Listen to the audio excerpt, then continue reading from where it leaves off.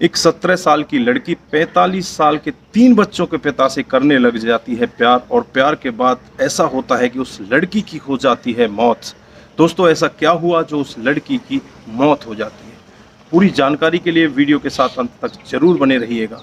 नमस्कार, जय हिंद। आप देख रहे हैं एपीएच न्यूज़ राहुल रावत के साथ। तो दोस्तों, आज की जो मैं आपको कहानी बताने जा रहा हूं, पंजाब में एक ज़िला पड़ता है लुधियाना, और लुधियाना में ही एक कॉलोनी पड़ती है, कैंपस कॉलोनी। ये कैंपस कॉलोनी की वारदात है। यहाँ पर सुबह सुबह अचानक एकदम से गली में हड़कंप मच जाता है।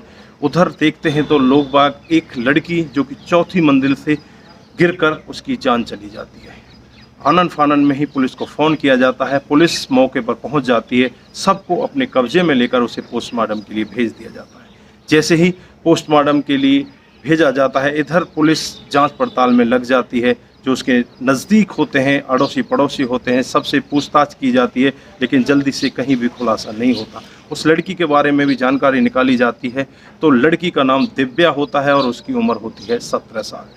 वो लड़की एक गरीब घर से होती है, और वो फ्लैटों में या ऐसे घर जहाँ पर लेडीज़ नहीं हुआ करती, उन घरों में जाकर खाना बनाया करती है और खाना बनाकर अपना गुजर बसर किया करती है। दोस्तों, ऐसे ही समय बीतता रहता है। अब इधर पोस्टमार्टम की रिपोर्ट आ जाती है। जब पोस्टमार्टम की रिपोर्ट आती है तो एक बहुत बड़ा खुलासा होता है।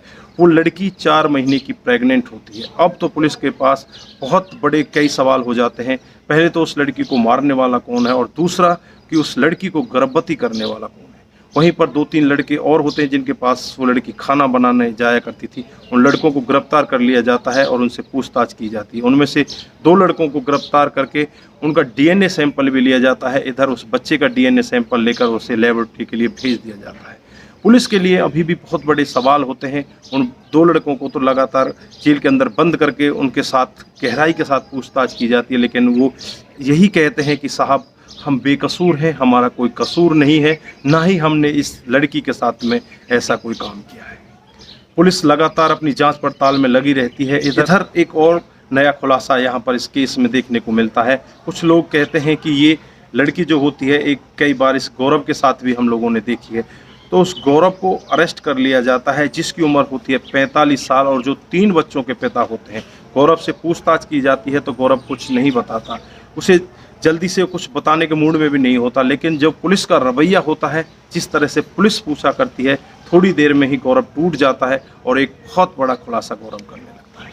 गौरव कहता है कि हाँ साहब, मैं इस लड़की से मिला करता था, ये लड़की मेरे पास भी आया करती थी, मैं इसी बिल्डिंग में झाड़ू का काम किया करता था और ये इसी बिल्डिंग में आकर खाना बनाया करती थी। हम दोनों आपस में मिलते रहते हैं और हमें भी नहीं पता चलता कब कब में आपस में दोनों में प्यार हो जाता है। फिर ये दोनों आपस में संबंध बनाने लगते हैं। ऊपर चौथी बिल्डिंग पर चला जाया करते हैं, वहाँ जाकर संबंध बनाते हैं। गौरव बताता है कि जैसे ही धीरे धीरे समय बीतता रहता है, वो लड़की 4 महीने की गर्भवती हो जाती है। वो गौरव से आकर कहती है कि मैं तुम्हारे बच्चे की माँ बनने वाली हूँ। तो गौरव उस पर क्रोधित हो जाता है और उससे कहने लगता है कि तुमने ये पहले क्यों नहीं बताई, ये बात तुमने छुपा कर क्यों रखी। वो कहती है कि मैं तुम्हारे बच्चे की माँ बनने वाली हूँ और मैं तुम्हारे साथ शादी करना चाहती हूँ और इस बच्चे को जन्म देना चाहती हूँ, इसलिए मैंने तुम्हें पहले नहीं बताया। अब मैं तुम्हारे साथ शादी करना चाहती हूँ। लेकिन गौरव उससे मना करता है कि मैं तुम्हारे साथ शादी नहीं कर सकता, मैं पहले ही 3 बच्चों का पिता हूँ, मैं ऑलरेडी शादीशुदा हूँ। दोस्तों, लड़की बहुत ज़्यादा परेशान हो जाती है। वो यही चाहती है कि ये मेरे साथ में शादी करेगा। अभी ये कुछ ऐसे ही कह रहा है, लेकिन गौरव कहता है कि मैं दवाई लेकर आ जाता हूँ और इस बच्चे को गिरा दिया जाएगा। लेकिन वो लड़की दवाई लेने से मना कर देती है। एक दिन का वाक़या होता है, गौरव उस लड़की को ऊपर छत के ऊपर बुला लेता है, चौथी मंजिल पर। वहाँ जाकर उसके साथ बैठकर बातचीत करने लगता है और कहता है कि दवाई लो और इस बच्चे को गिरा दो। लेकिन वो लड़की मना कर देती है कि मैं इस बच्चे को नहीं गिराना चाहती। गौरव उसके पेट पर लात मारने लगता है।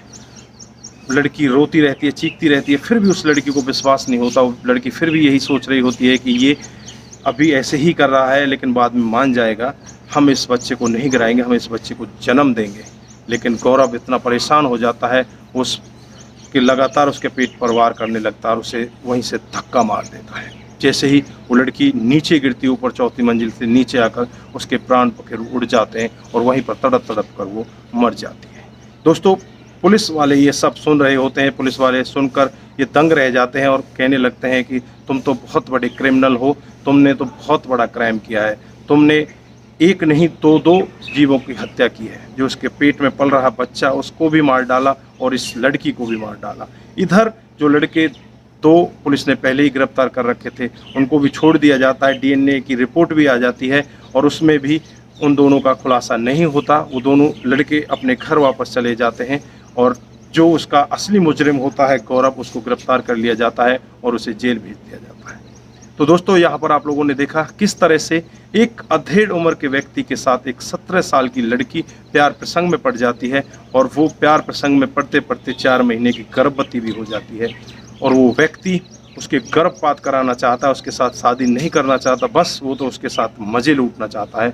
लेकिन जब उसको उसकी ज़रूरत होती है तो उसे मौत के घाट उतार देता है। तो दोस्तों ऐसे रिश्तों को आप क्या कहना चाहेंगे? क्या इसको प्यार कहेंगे या हवस कहेंगे? जो भी आपकी राय कमेंट बॉक्स में ज़रूर दीजिएगा। दोस्तों ऐसे लोगों को किस तरह की सज़ा भी मिले जिससे कि आगे इतने बड़े क्राइम को अंजाम ना दिया जा सके, दोस्तों वो भी राय अपनी कमेंट बॉक्स में ज़रूर दीजिएगा। दोस्तों इस कहानी को सुनाने का हमारा उद्देश्य किसी को बरगलाना, किसी को बहकाना या किसी पर भी किसी प्रकार का दबाव बनाना नहीं है। हमारा उद्देश्य बस यही है कि आप लोग जागरूक हों और ऐसे क्राइम के बारे में जानें जो डे बाय डे हमारे समाज में बढ़ते जा रहे हैं। तो दोस्तों आज के लिए बस इतना ही, फिर मिलते हैं किसी नए मोड़ के साथ। तब तक के लिए आप अपना ख्याल रखें, अपने परिवार का ख्याल रखें, सतर्क रहें, सावधान रहें। नमस्कार, जय हिंद, जय भारत।